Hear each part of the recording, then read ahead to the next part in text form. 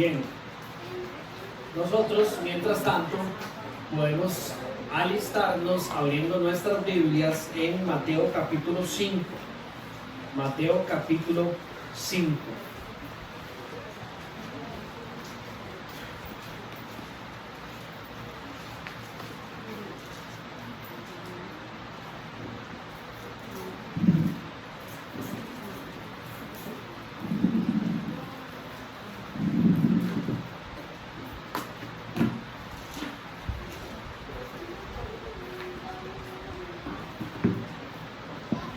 Continuamos con nuestra serie de enseñanzas basados en el sermón en el monte. Y hoy nos toca estudiar entre el versículo 17 y el versículo 20. Pero al ser un mismo sermón, entre el capítulo 5 y el capítulo 7, el contexto del sermón siempre es importante. Entonces vamos a recordar simplemente algunas cosas que van a ayudarnos a hoy estar en el camino correcto para la enseñanza que tenemos frente a nosotros. El versículo 1 dice que Jesús vio las multitudes y que Él subió a un monte, a un lugar más alto, donde Él podía enseñar a ese montón de personas. La ladera de una montaña, dicen algunas, un monte alto, y se sentó. Y dice que sus discípulos se le acercaron, y que cuando los discípulos se le acercaron, Él tomó la palabra y empezó a enseñar. Desde la primera enseñanza de este sermón, yo apuntaba que este versículo era crucial para nuestra actitud, para nuestra reacción y para la posición del corazón que teníamos que entender ante este que estaba hablando, el Rey del reino de los cielos. Les decía que esto que San Agustín denominó como el sermón en el monte es como este discurso inaugural del reino de los cielos aquí en la tierra. Y dice que este rey sube al monte en frente de las multitudes, y que aquellos que en ese momento lo reconocían como rey se acercaron a escuchar. Una actitud correcta que todos nosotros deberíamos de tener ante Cristo. Hoy es un día más donde ustedes se han acercado como discípulos a Dios, a este rey, a Jesucristo, la segunda persona de la Trinidad, para escuchar lo que Él tiene que decir. Y dice que aquellos que se acercaron fueron sus discípulos. Aquí otra cosa fundamental que nuestro corazón debe estar constantemente revisando para tener los oídos correctos de lo que usted está escuchando. Usted no es discípulo de Dios porque usted escoge. O lo que es ser un discípulo de Dios no es lo que usted quiere que sea, sino que es a través de este discurso que usted con los oídos correctos permite que sea el Rey el que defina lo que es un verdadero discípulo de Dios, y que usted, como vimos en las bienaventuranzas, con un corazón pobre de espíritu y humilde, se permita revisar por Él para ver si usted está en el lugar correcto. Va de nuevo. Muchos de las personas que se acercaron a Jesucristo en este discurso, que fueron denominados sus discípulos, no caminaron con Él hasta el final de los días de Jesús. Eso lo registra el Evangelio de San Juan.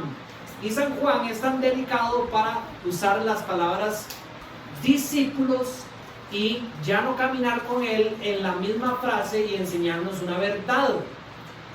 Todos los cristianos son discípulos de Dios, pero no todos los discípulos son cristianos. ¿Me entienden? Es casi lo mismo, pero es la posición correcta que nosotros como corazón debemos de tener. ¿Por qué? Porque al acercarnos hacia este discurso, vamos a dejar que sea el Rey el que defina lo que es ser un cristiano.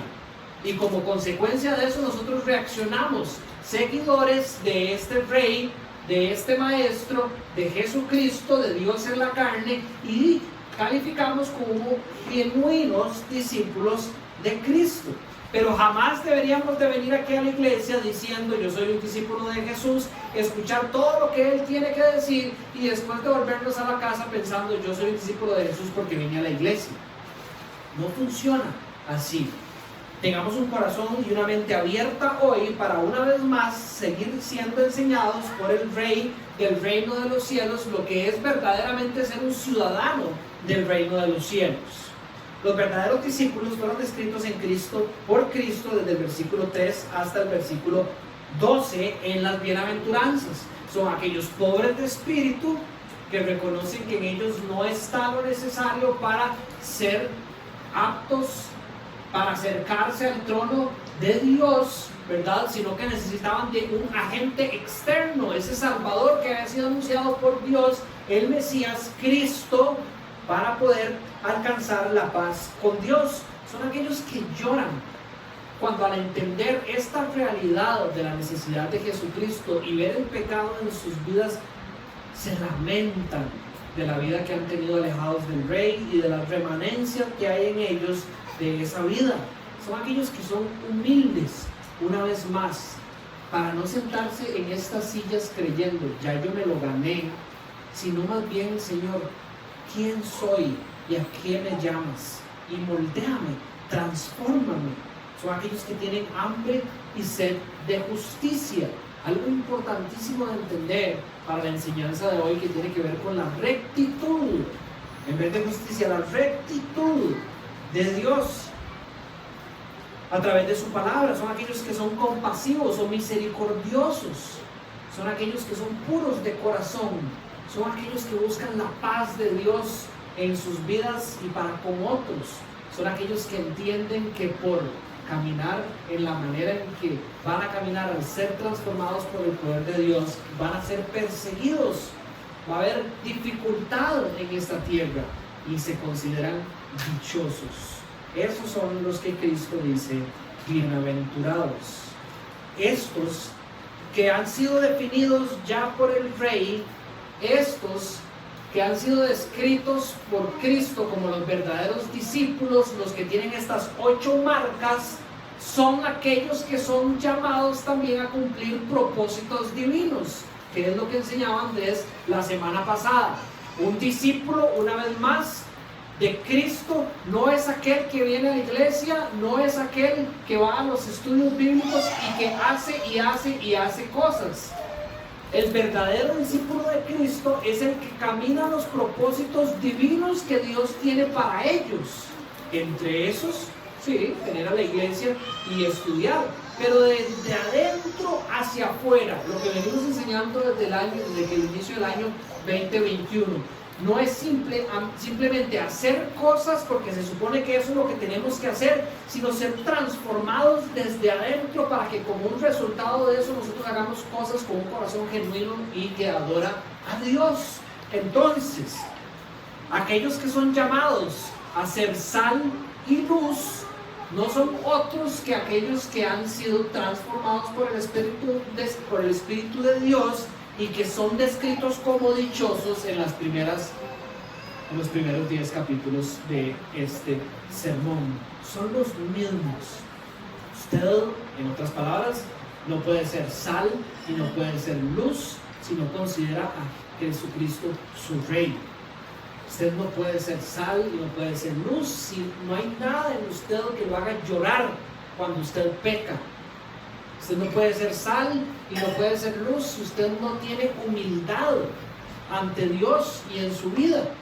Usted no puede ser sal y luz si usted no tiene misericordia, si usted no busca la pureza, si usted no busca la rectitud, si usted no busca la paz.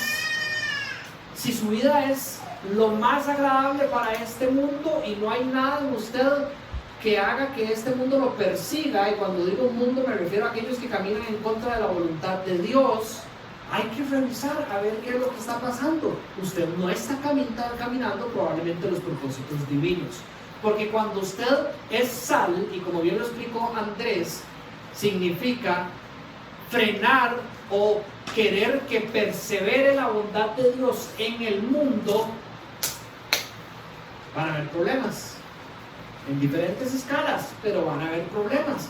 El mundo es un mundo que se está pudriendo, y cuando usted es sal y evita que esa pudrición continúe, hay roces, hay problemas.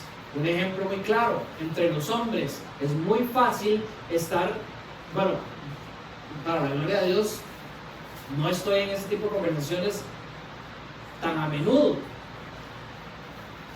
No sé si eso es bueno o malo, pero las evito, definitivamente. Pero es fácil entre los hombres del mundo tener conversaciones donde empiezan a referirse, por decir algo, a las mujeres de una manera inadecuada.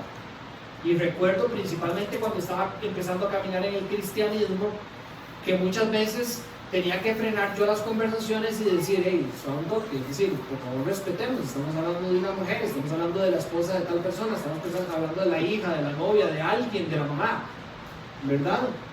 Y la reacción de las personas del mundo es hostil cuando se trata de frenar esa pudrición que hay a nivel de las conversaciones y traer a la mente el respeto que Dios quiere que haya entre el hombre y la mujer y las criaturas. No sé si le sirve el ejemplo para el punto que quiero hacer. Si usted no está haciendo sal, usted va a ser desechado, enseñaba Andrés la semana pasada. Si usted no está haciendo sal, usted no está caminando los propósitos divinos para los discípulos, para los ciudadanos del reino de los cielos. Si usted no está haciendo sal, usted tiene que revisar su vida a ver si usted es uno de los bienaventurados según el rey de este reino. Igual los que son luz.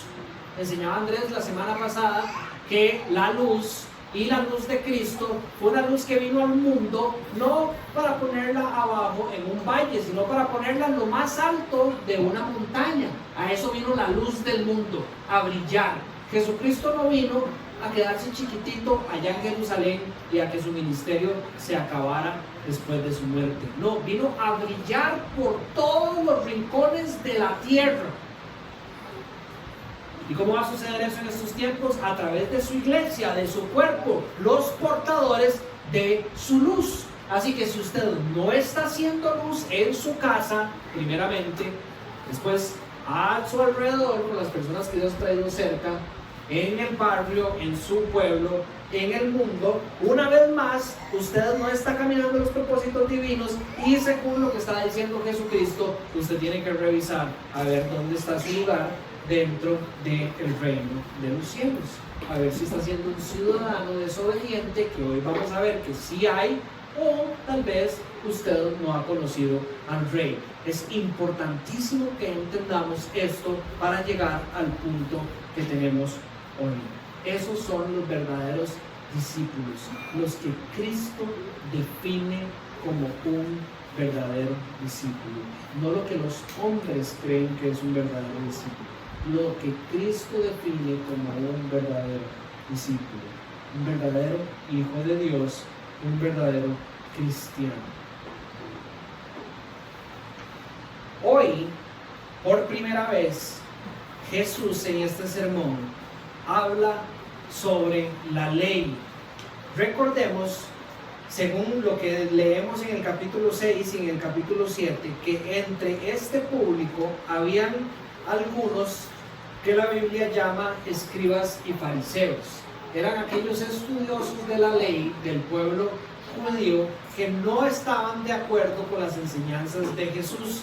Eran apasionados por las escrituras, por la ley de Moisés, y eran reconocidos por el pueblo como los más santos que podían haber.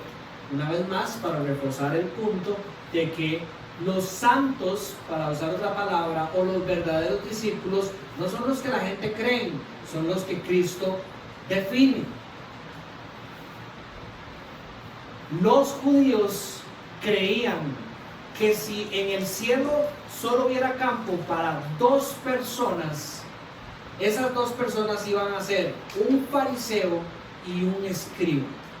Y Jesucristo en este versículo, en este sermón, viene a decir en el capítulo 5, en el versículo 20 hoy, que si la justicia de nosotros fuera como la de los escribas y de los fariseos, jamás podríamos estar en la presencia de Dios.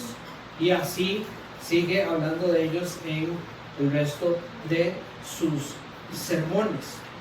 En este momento, cuando Jesucristo está enseñando esto, podemos asumir que los escribas y los fariseos estaban preocupados porque Jesucristo no ha mencionado la ley de Dios. Hasta este momento todo ha sido la gracia, ¿verdad? Ustedes son bienaventurados, ¿por qué? Por lo que Dios ha hecho en su vida. Dios ha tocado su corazón, gracias a eso sus ojos han sido abiertos. Usted puede reconocer ahora que usted no puede estar en la presencia de Dios Santo por su pecado. Usted llora por su pecado. Usted necesita de la humildad de Dios. Usted necesita de la rectitud de Dios, lo que Dios le da. Usted necesita ser puro de corazón. Eso no puede pasar por el poder del Espíritu Santo. Usted necesita una misericordia, no la que da el mundo. Tiene que ser la misma misericordia que Dios tuvo con usted.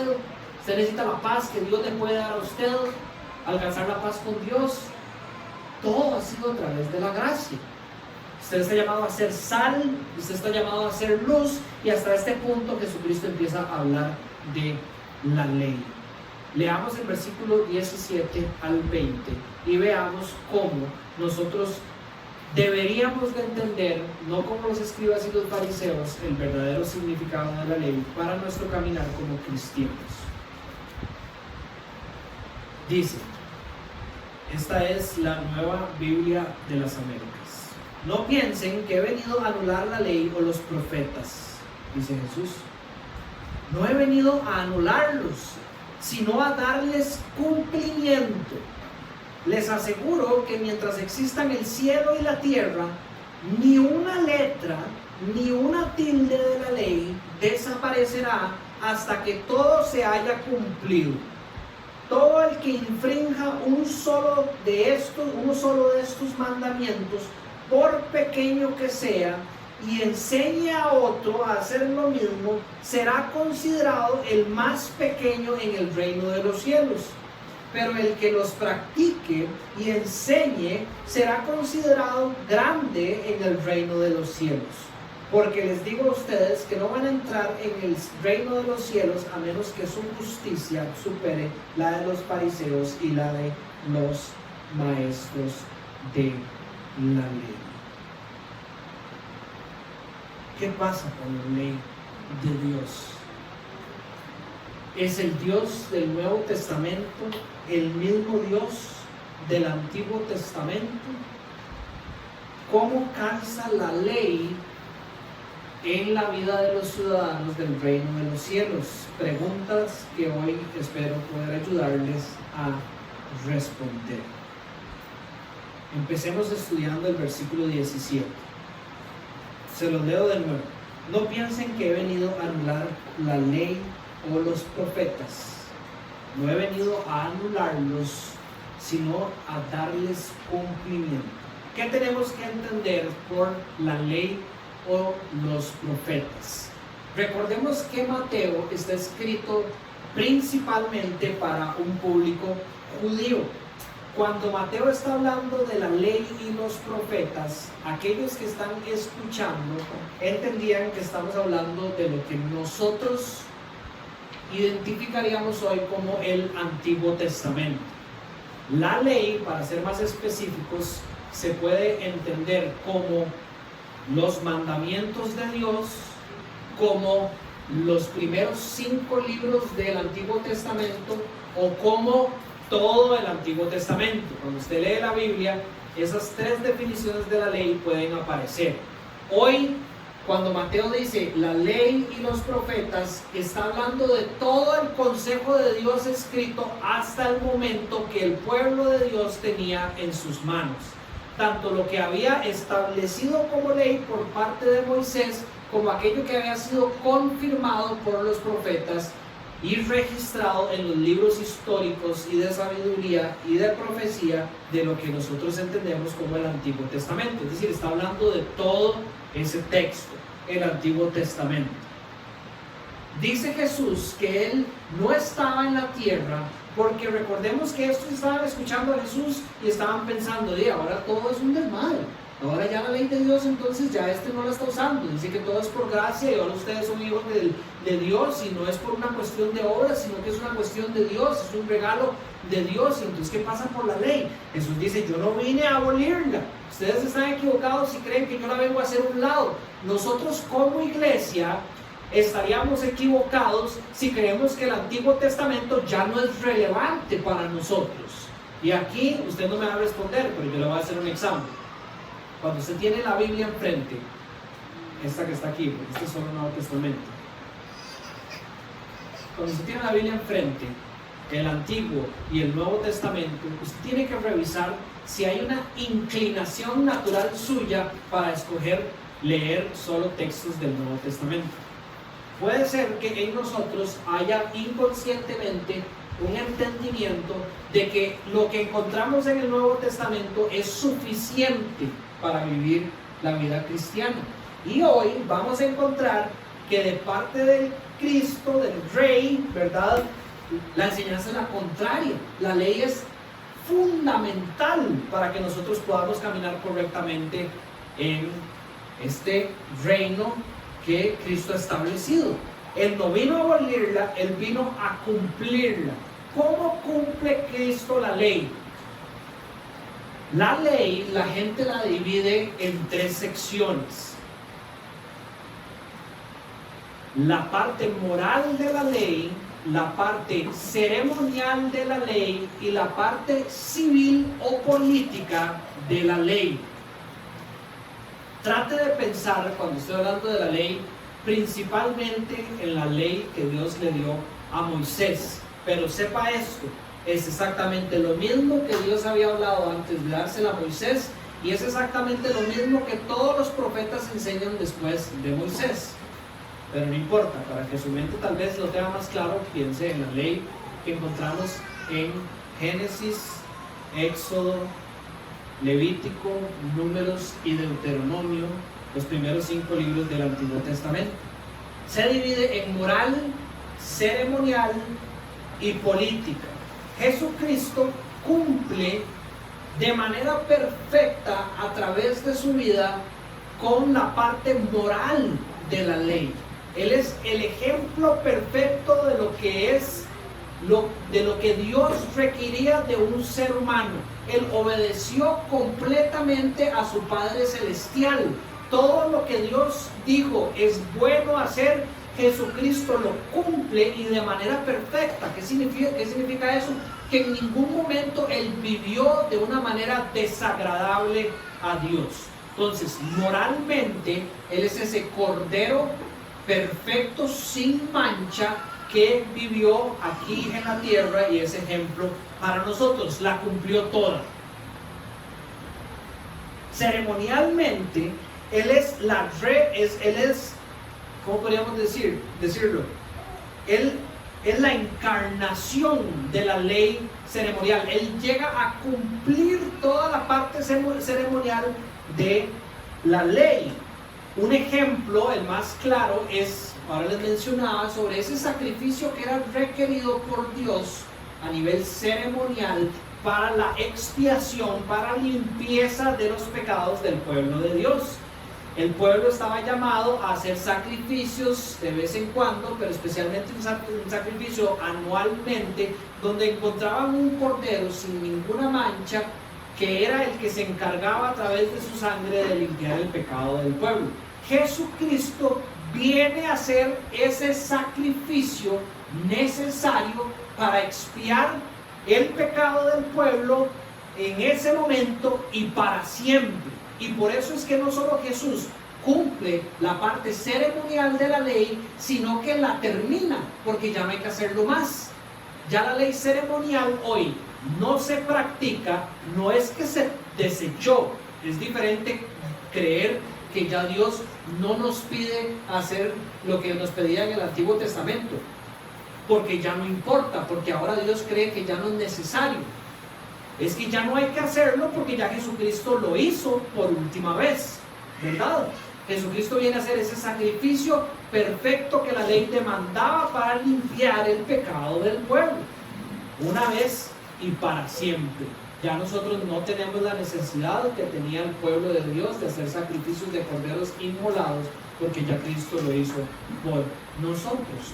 Y la parte civil o política de la ley la que decir, para que ustedes me entiendan con un ejemplo, establecía: esto es lo que yo en mi teocracia, Dios, ¿verdad?, exijo del pueblo para estar bien con él y para no tener que ejercer mi justicia sobre él, fue cumplido por Jesucristo. Ese requerimiento político de Dios, Jesucristo lo cumplió de nuevo, una vez y para siempre. Ya Dios no lo requiere más de su pueblo, porque lo ve en nosotros a través de Jesús.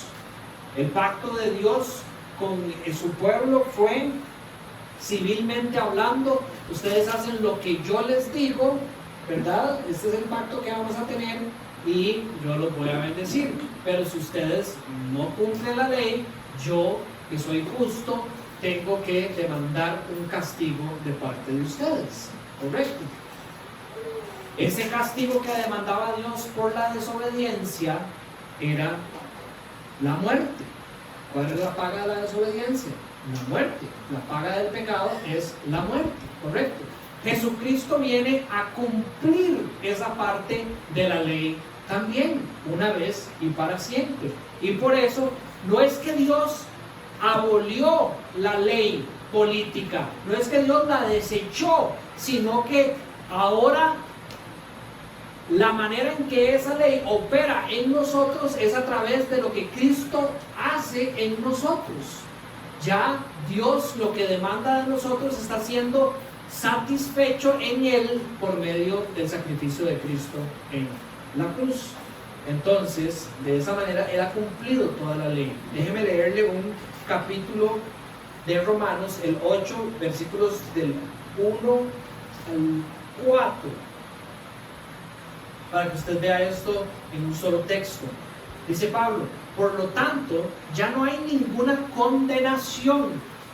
Ya no hay ninguna condenación, recuerden lo que hemos estado hablando, para los que están unidos a Cristo Jesús. Cristo Jesús, en su perfección moral, ha logrado pagar el castigo exigido por Dios, políticamente hablando, y gracias a eso ya no hay ninguna condenación para los que están unidos a Cristo Jesús. Por medio de Él, dice, y pongan atención aquí, por medio de Él, la ley del Espíritu de vida, y trate de cambiar esas palabras por el Evangelio. Ya le voy a explicar esto. La ley del Espíritu de vida me ha librado de la ley del pecado y de la muerte. La ley del pecado y de la muerte es la ley de tienen que cumplir esta serie de cosas que por la naturaleza pecaminosa nosotros como seres humanos jamás íbamos a poder cumplir. Entonces, gracias a la ley del Espíritu de vida es que hemos sido liberados de la ley del pecado y de la muerte. Eso lo voy a explicar de nuevo. En efecto, dice el versículo 3, la ley no pudo liberarnos porque la naturaleza pecaminosa anuló su poder. Por eso Dios envió a su propio Hijo en condición semejante a nuestra condición de pecadores, para que se ofreciera como sacrificio por el pecado. La ley ceremonial cumplida a través de Cristo Jesús. Así condenó Dios al pecado en la naturaleza humana, la parte política de la ley siendo ejecutada en Cristo Jesús, a fin de que las justas demandas de la ley política se cumplieran en nosotros, que no vivimos según vivimos ya en la naturaleza pecaminosa, sino según el Espíritu de Dios. La ley fue dada por Dios, esta serie de mandamientos, más de 600 mandamientos y peticiones de parte de Dios fueron dadas a nosotros para demarcar el camino que nosotros teníamos que caminar para estar en buenos términos con Dios, para decirlo de esta manera. ¿No hay un pilot aquí a la mano de casualidad, chicas? No. Ok, bueno, traten de imaginárselo de esta manera. Aquí hay una línea recta aquí en el centro, ¿verdad? Esa línea recta es la línea que Dios requería de el pueblo. Es de pizarra. Así, ve cómo nos preparan.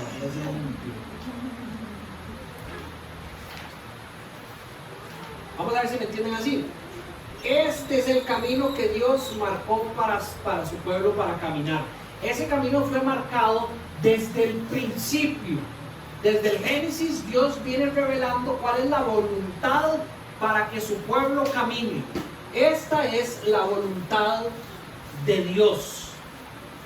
El pueblo de Dios, vemos desde el Génesis 3, desobedece la voluntad de Dios y por ende peca. Eso quiere decir que el pueblo de Dios empieza a caminar así, ¿verdad? Falla y falla y falla, y ahora la naturaleza del pecado está en nosotros y nos es imposible caminar en esta línea recta. Cuando Dios da la ley a Moisés, es decir, la parte escrita de la ley, no fue que Dios cambió y no fue que Dios dijo, bueno, ahora le voy a agregar algo más a mi pueblo, sino que dice la palabra de Dios, en otras palabras, para que nuestro entendimiento sea más claro, que Dios da su palabra para ser guía a nosotros de lo que está bien y lo que está mal ya de manera escrita. Entonces Dios ya había dado esta voluntad de Dios no cambia. Cuando Él le da la ley escrita a Moisés, lo que sucede es que Él marca y delimita y dice, si se salen de esta franja están mal, y si se salen de esta franja está mal. Entonces la ley ahora de manera escrita viene a afirmar al pueblo de Dios que nosotros nos estamos saliendo constantemente de su camino, y de ahí la necesidad de un Salvador. ¿Me van siguiendo? Sí, es siempre el mismo Dios, es siempre la misma voluntad. La parte escrita de la ley viene a ser nuestra guía, nuestra nodriza, dice la palabra de Dios, viene a ser aquella que toma nuestra mano y nos trata de decir, por aquí es donde hay que caminar, pero al mismo tiempo nos indica que no podemos caminar dentro de esas fronteras que Dios ha establecido. Recto.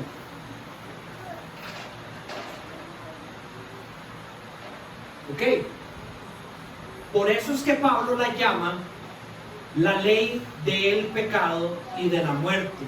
Y dice que en efecto la ley no pudo liberarnos porque la naturaleza pecaminosa anuló su poder. Esta ley de Dios decía, si usted camina en línea recta, usted vive eternamente conmigo. Si la cumple perfectamente, usted vive eternamente conmigo. Era un pacto, podríamos decirlo, de obras entre Dios y los hombres. Dice que el poder que tenía esta ley para que nosotros viviéramos eternamente con Dios fue anulado por nuestro pecado. En Génesis 3, con la caída del hombre, cuando el pecado llega a la humanidad, se rompe ese pacto que había entre Dios y la humanidad de obras. Ya nosotros no cumplimos nuestra parte y la capacidad de estar con Dios en la eternidad se quiebra, se rompe, se anula. Ya el poder de esta ley para la salvación no está. Cuando Dios da la parte escrita de la ley, que es proclamada también por los profetas, esa ley incluye dentro de ella la ley del Espíritu de vida. La ley del Espíritu de vida. Escuche las palabras de Pablo de nuevo. Ya no hay ninguna condenación para los que están unidos a Cristo, pues por medio de Él, la ley del Espíritu de vida me ha librado de la ley del pecado y de la muerte. Ya, en efecto, la ley no pudo librarnos porque la naturaleza pecaminosa anuló su poder. Por eso Dios envió a su propio Hijo en condición semejante a nuestra condición de pecadores, para que se ofreciera en sacrificio por el pecado. Esa es la ley de Dios de espíritu y de vida inmersa en la otra ley, el Evangelio. ¿Cuál es la primera vez que nosotros escuchamos de la necesidad de un Salvador y que ese Salvador va a ser provisto por Dios? En Génesis 3, capítulo 14, versículo 15. 3, versículo 14 y versículo 15. Lo que se conoce como el protoevangelio, las buenas nuevas de que aunque ya no íbamos a poder ser salvos por esta forma, iba a haber una manera en que nosotros pudiéramos vivir eternamente con nuestro Padre Celestial a través de Cristo Jesús, que viene a ser esta ley del Espíritu de vida, que está definida por la venida de Jesucristo a la tierra, por su muerte en la cruz, para la paga de nuestro pecado, de lo que nosotros merecíamos. Él lo recibió y gracias a eso tenemos vida eterna de nuevo en Él. Cristo no vino a anular la ley, Cristo vino a cumplir la ley. Véalo desde otro punto de vista. La ley enseña tres cosas. La ley del Antiguo Testamento. El Antiguo Testamento, podríamos decirlo si lo quieren entender así, enseña tres cosas. Y vean la importancia del Antiguo Testamento, chicos. Número uno, la voluntad de Dios.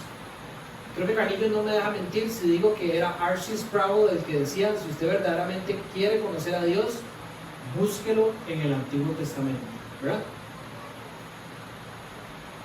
La voluntad de Dios, lo que Dios quiere de su pueblo, está bellamente descrito en la ley de Dios, en el Antiguo Testamento. Otra cosa que la ley enseña es el carácter del hombre. Cuando se estudia el Antiguo Testamento, desde el primer libro, desde los primeros 3 capítulos, usted empieza a entender quiénes somos nosotros y quién es Dios. Dios es un Dios santo y nosotros no somos santos, y por eso nos descalificamos nosotros por querer ser como Dios y desobedecerlo.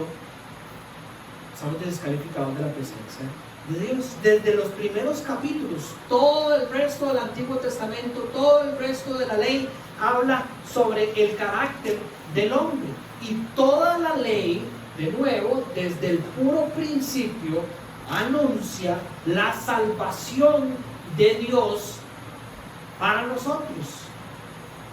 Que Dios no nos creó para que nos perdiéramos, sino que Él, sabiendo y conociendo su creación y nuestro corazón, proveyó un puente que haría posible que nosotros llegáramos a la presencia del Padre de nuevo y para siempre, y ese es Cristo Jesús. Todo eso está en el Antiguo Testamento, en la ley de Dios. Todo eso es lo que Jesucristo anuncia en este discurso, algo que aquellos judíos venían ya escuchando desde el principio de los tiempos, el Evangelio. Entonces, claramente, Jesucristo no vino a anular la ley, Jesucristo vino a cumplir la ley, y en la ley las buenas nuevas de Jesucristo. ¿Cómo no va a ser importante para nosotros el día de hoy estudiar la ley de Dios?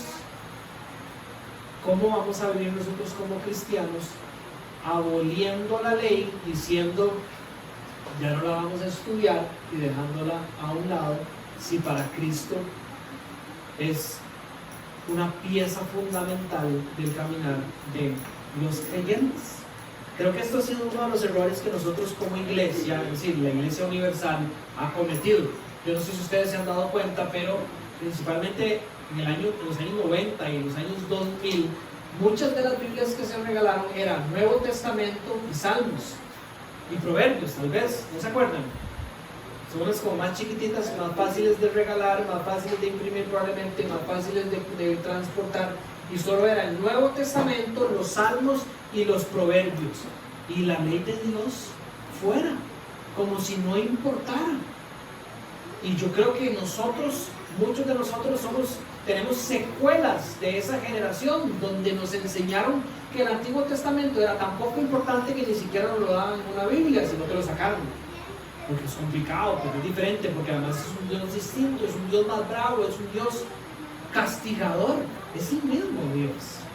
Además, algunos de ustedes han escuchado que el Antiguo Testamento tiene que ver con el pacto de la ley y el Nuevo Testamento tiene que ver con el pacto de la gracia. ¿Ustedes lo han escuchado eso? No, el pacto de obras es el Antiguo Testamento, pacto de gracia es el Nuevo Testamento a través de Jesucristo. No es cierto. Mal enseñado. Creo que una estrategia de Satanás más para que nosotros dejáramos todo el Antiguo Testamento de lado y no estudiáramos la voluntad de Dios para su pueblo. El pacto de gracia empezó desde que nosotros pecamos en el jardín del Edén. El pacto de obras era antes de eso y no funcionó, ya les expliqué aquí. La gracia de Dios empezó a ser derramada desde el día 1, desde que nos creó, desde que nos bendijo con su voluntad. Y sí, bajo su gracia hizo un pacto de obras que duró los primeros 2 capítulos de la Biblia, pero a partir de ahí simplemente es la gracia de Dios derrochándose sobre los hombres. Que le pedía al pueblo de Israel que lo obedeciera y que lo iba a bendecir. Sí, claro, pero ¿cómo lo demuestra Dios? Haciendo un pacto con el pueblo donde el que cruza no es el hombre y Dios, sino solo Dios. Porque Dios sabía que el hombre no lo iba a poder cumplir. Entonces pasa él y hace un pacto con él mismo, anunciándole a la humanidad que la manera en que ese pacto se iba a cumplir iba a ser por medio de él también. Y eso es lo que exactamente hace a través de Jesucristo. Bendice a los suyos por medio del sacrificio de él mismo, del Hijo de Dios en la carne. Gracia sobre gracia, gracia y gracia y gracia sobre nosotros. ¿Y cómo vamos a enseñar nosotros eso si no estudiamos la ley que Cristo vino a exaltar, a completar? Vean lo que dice el versículo 18: les aseguro que mientras existan el cielo y la tierra, vean cómo enfatiza Jesucristo, mientras existan el cielo y la tierra, es decir, por todos los días, las horas y los años en los que este planeta va a existir como lo entendemos hoy, antes de que Cristo vuelva otra vez, ni una letra ni una tilde de la ley desaparecerá hasta que todo se haya cumplido.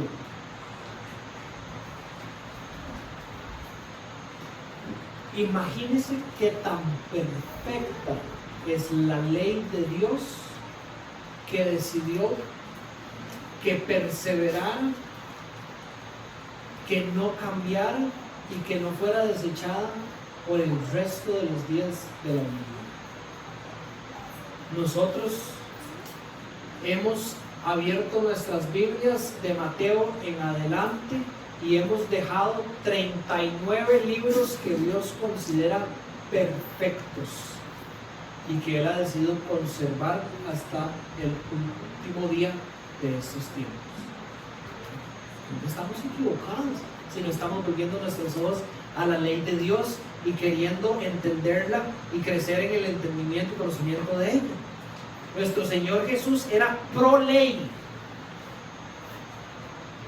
Si usted ha escuchado alguna vez que no, que Jesucristo es solo gracia, una vez más, está equivocado. Él era pro ley, totalmente pro ley de Dios, pro Antiguo Testamento.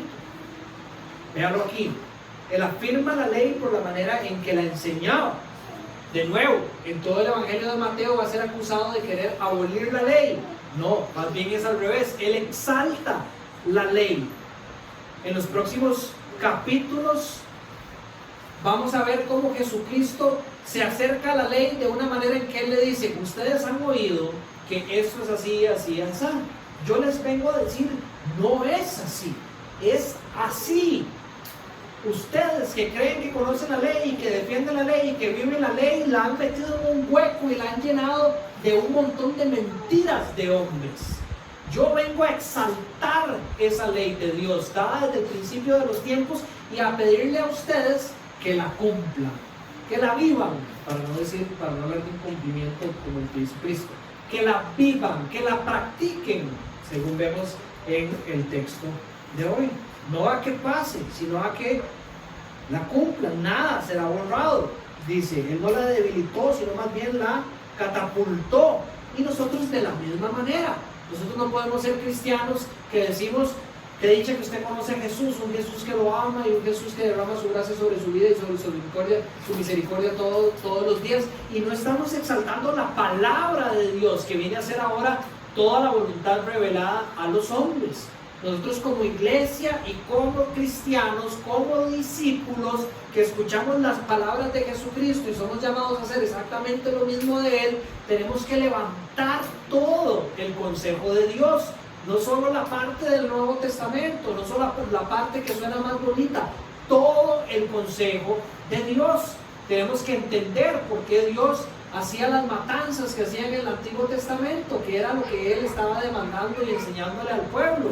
Tenemos que entender por qué Dios dio tantas leyes a su pueblo, cuál era su intención, qué era lo que Él quería distinguir en su pueblo del resto del mundo. Todo ese tipo de cosas sin miedo, porque para Dios es perfecto. Dios quiere conservarlo, Dios quiere que nosotros lo aprendamos, Dios quiere que nosotros crezcamos en el conocimiento de Él, y eso le va a dar gloria a Él. Cristo nos muestra también la importancia de la ley en su vida y lo real que era y que es al día de hoy. Para Cristo la ley era tan real y tan importante que Él muere en la cruz, porque eso es lo que la ley exigía. La ley demandaba una paga por el pecado, eso era la muerte. Si Jesucristo no creyera que la ley fuera importante, ¿por qué Él iba a ir a morir a la cruz? Que era aquello que Él tenía que satisfacer, si ya Dios no le importaba la ley. Sería un error nosotros pensar lo mismo el día de hoy, vivir una vida como viven muchos cristianos, creyendo que hay demasiados caminos que llevan al cielo y que ese Dios que creen aquellos y el Dios que creen aquellos al final de cuentas es el mismo Dios, porque estaríamos desechando toda la ley. Sería no creer en la Biblia si nosotros viviéramos así. Cuando una persona nos dice a nosotros, sí, bueno, al final de cuentas usted le ora a aquel y yo le oro al otro, pero es exactamente el mismo Dios. No. El Dios al que yo le oro es al Dios de toda la palabra de Dios. Y ahí quién Él es, cuál es su voluntad y cuál es su manera de llegar a Él. No es el mismo, por más que quieran que se parezcan y demás, no es el mismo. Lo que demanda de la ley es real. Si usted quiere ser salvo y tener una relación con ese Dios que da vida eterna, solo lo puede hacer por medio de lo que la ley pide. Y lo que la ley pide es tener una rectitud más alta que la de los fariseos y los escribas, que nosotros no podemos conseguir. Y en la ley, la respuesta a eso, en Cristo Jesús, quien sí lo alcanza y que por medio de Él paz con Dios. Todo en el consejo de Dios. No lo podemos hacer a un lado, es real. Cristo demuestra la importancia de la ley con sus obras y con su vida y en la manera en que Él nos llama a vivirla. Le dice a los fariseos en el capítulo 23 de Mateo, donde les da duro. Dice, ustedes que ponen cargas pesadas, dice, sobre el pueblo de Dios, cargas tan pesadas que ni ustedes quieren cargar, ustedes ni siquiera las cargan, les dice Jesucristo en el capítulo 23. Y en el mismo libro de Mateo, en el versículo 11, más bien Él estaba diciéndole a sus verdaderos discípulos, vengan a mí todos ustedes que están cansados y agobiados, y yo les daré descanso. Carguen con mi yugo y aprendan de mí, pues yo soy apacible y humilde de corazón, y encontrarán descanso para su alma. Dice, porque mi yugo es suave y mi carga es liviana. Mi yugo es suave y mi carga es liviana. ¿Cuál era la carga que tenía Cristo? Jesucristo vino a hacer y a decir todo lo que el Padre lo mandó a hacer y lo mandó a decir. Jesucristo vino a cumplir toda la voluntad de Dios. Esa era la carga de Cristo. Esa es la carga que Él nos está llamando a cargar hoy. Y dice que es liviana, dice que es una carga suave. La vida del cristiano es liviana y es suave. Usted me dirá, no, exactamente lo contrario. Yo le invito a que lo piense desde dos puntos de vista. Si para usted la vida del cristiano es difícil, no es porque la carga de Cristo sea difícil, es porque usted la hace difícil. Por lo menos es lo que pasa en mi vida. Yo leo la palabra de Dios y Jesucristo me dice, haga A más B, es suave. y yo le meto C, D, F, G, H, I, J, K y todas las demás letras que yo creo que son importantes, y se me hizo súper complicado caminar como cristiano. Jesucristo me dice, por eso lo haga más B, usted quédese callado, haga A más B, es suave, es simple, que trae persecución, sí, pero Jesucristo dice, usted va a experimentar un gozo y una dicha cuando eso pase en su vida. Entonces, si la persecución de Dios para mí se me está haciendo complicadísima y es una vida súper difícil como cristiano, es probablemente porque yo estoy atesorando cosas del mundo, es porque yo probablemente quiero caerle bien a todo el mundo, es porque probablemente yo quiero ser más popular del barrio, y eso hace que para mí sea difícil, pero no porque Cristo lo hizo difícil, soy yo el que está afectando que la carga de Cristo sea suave y liviana. Él vivió la voluntad del Padre y nos pide a nosotros que la vivamos de la misma manera. Por eso Dios anunció del Antiguo Testamento, en Jeremías capítulo 31, que Él escribiría la ley, todo esto en nuestro corazón. Y dice el Salmo capítulo 40 que hay deleite en nuestro corazón cuando nosotros caminamos la ley de Dios. ¿Cómo es esto posible? Porque es suave y porque es liviana. Somos llamados a vivirla y así deberíamos de vivir.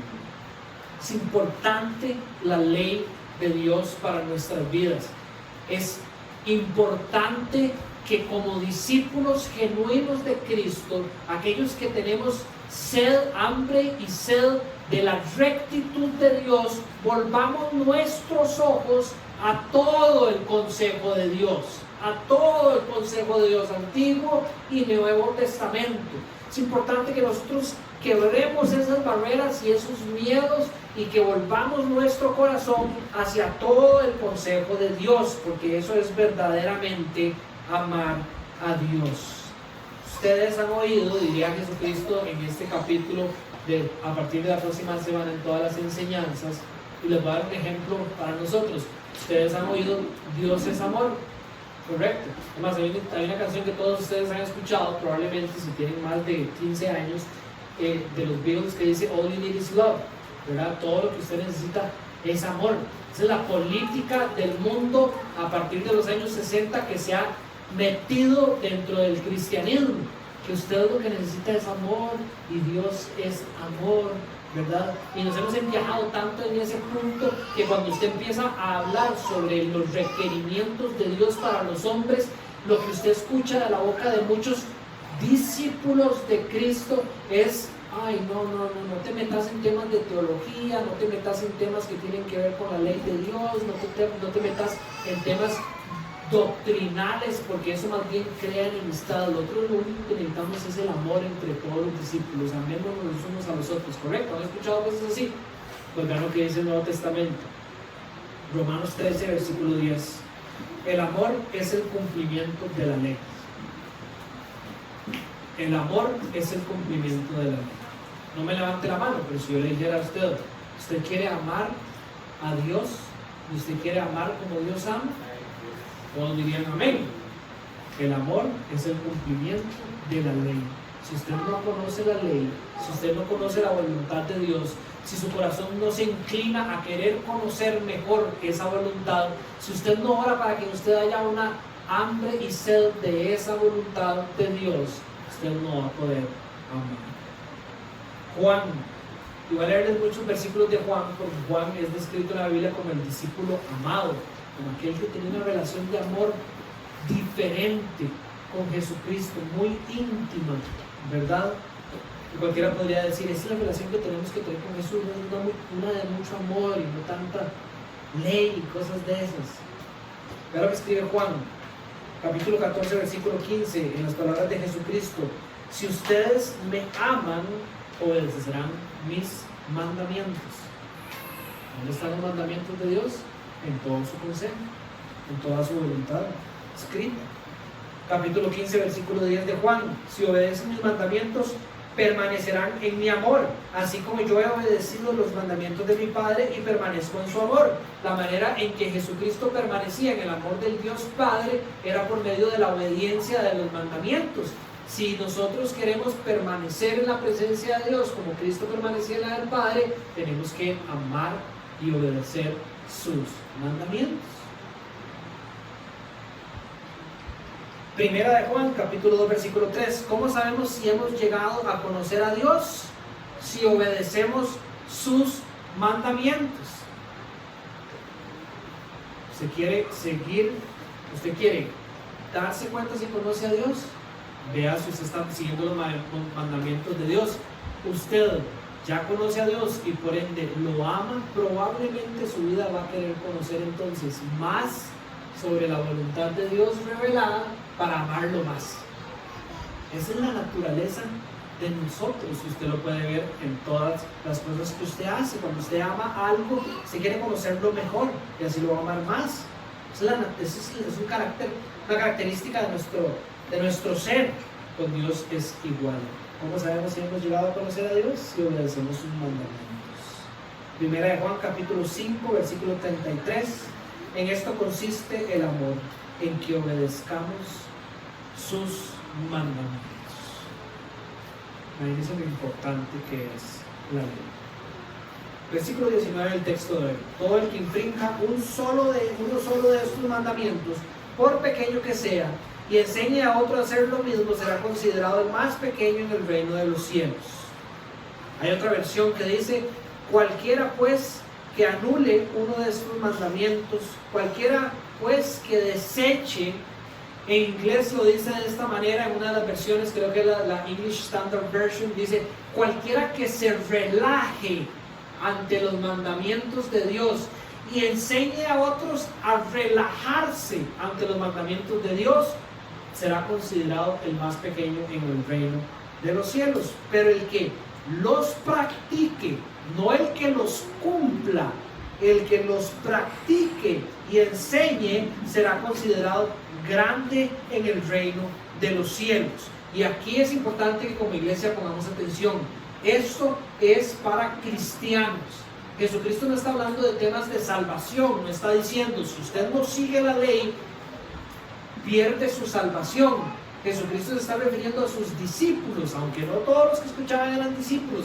Le estaba hablando a los que él consideraba que eran los discípulos genuinos, a los verdaderos cristianos, y les dice: cristianos, si ustedes vienen a la iglesia y escuchan la voluntad de Dios y su vida demuestra que ustedes se relajan y dicen: lo que Dani dijo, qué bonito, qué bien suena, pero no lo voy a practicar en mi vida, y además se lo enseñan a otros, a sus hijos, a sus amigos, a sus esposos, a sus esposas, serán considerados muy pequeños en el reino de los cielos. Y como yo siempre les digo, es mejor pararme aquí que pararme en el otro lado, donde uno cree que sí los practica de manera perfecta y que por ende va a ser llamado grande en el reino de los cielos. Este es un llamado de atención para los cristianos a que revisemos nuestra mente y nuestro corazón a ver cómo estamos reaccionando a lo que Dios nos enseña en su palabra, en nuestro tiempo libre, en los estudios y aquí en la iglesia. Volvemos a lo mismo. Esto es lo que hace la diferencia entre un discípulo y un discípulo genuino de Jesucristo. El discípulo es el que viene y hace cosas. El discípulo genuino es el que viene y cuando escucha lo que Dios está haciendo, quiere ser transformado por el poder de Dios, le pone atención y no lo desecha, sino que quiere crecer en el entendimiento y en la práctica de esas cosas. Y dentro de esos hay algunos que no somos tan buenos y desechamos la mitad, para decirlo de cierta manera. Somos discípulos de Jesucristo, venimos aquí a la iglesia, verdaderamente conocemos a Dios y hemos amado a nuestro Señor, pero hoy escuchamos que el Antiguo Testamento, por decir algo, es importante, pero no lo leo por el próximo año. No solo eso, sino que por mi vida y a veces hasta de palabra le enseñamos a otras personas a enfocarse solo en el Nuevo Testamento o a no ponerle atención a las enseñanzas que Dios dio a su pueblo a través de Moisés en los primeros 5 libros de la ley, por ejemplo. Estos serán llamados pequeños en el reino de los cielos. Nosotros no deberíamos tratar con desprecio todo el consejo de Dios y mucho menos enseñar a otros a no verlo con el mismo cariño que nosotros lo vemos. todos seremos evaluados en algún día, cristianos y no cristianos. Según de Corintios dice que va a ser necesario que todos nos enfrentemos o compadezcamos, dice en esta versión, ante el tribunal de Cristo, para que cada uno reciba lo que le corresponde según lo bueno o lo malo que haya hecho mientras vivió en su cuerpo. Todos llegaremos un día ante Dios y Dios nos va a decir: ¿qué hizo usted con todo mi consejo? Es que, Señor, solo me quedé en esto, solo enseñé esto, no le entré a lo otro. Tratemos de que eso no sea lo que pase en este día. Aquellos que practiquen, no aquellos que lean toda la ley de Dios, que busquen cumplirla a cabalidad como si fuera por obras, pero aquellos que tengan un corazón que desee buscar todo el consejo de Dios y que desee ponerlo en práctica en su vida, esos son los que van a ser llamados grandes en el reino de los cielos. Y el verso 20 que habíamos enseñado, la primera enseñanza de esta serie sobre el Sermón en el Monte, dice: les digo a ustedes que no van a entrar en el reino de los cielos a menos que su justicia supere a la de los fariseos y a la de los maestros de la ley. Con eso termino.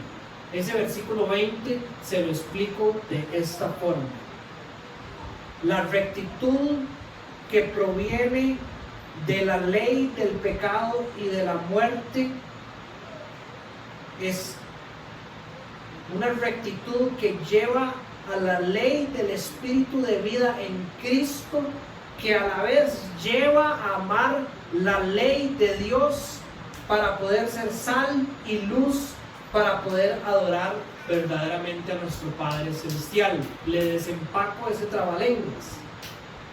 La rectitud que proviene de la ley del pecado y de la muerte, el deseo de querer conocer todo el consejo de Dios, me va a llevar y va a llevar a otros a la ley del espíritu de vida en Cristo Jesús. Si nosotros como iglesia y ustedes como sus discípulos se alimentan de todo el consejo de Dios que Pablo describe como esa ley del pecado y de la muerte, y lo enseñan, eso va a llevarnos a ustedes y a nosotros, como a todos nos ha pasado, y a otros, a la ley del espíritu de vida en Cristo Jesús. La manera en que las personas van a ser salvas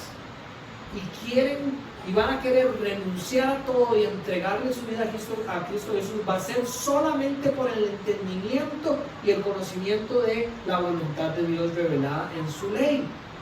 Y esto, una vez que somos discípulos, nos va a llevar como consecuencia a amar de nuevo la ley de Dios.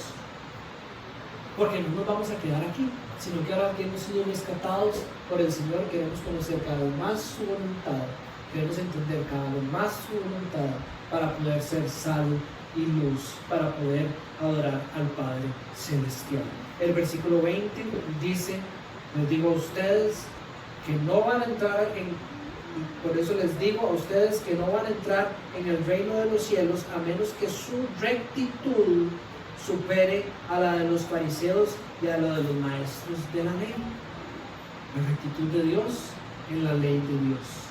En la ley de Dios, la rectitud requerida para estar en la presencia de Dios solo por medio de Cristo Jesús.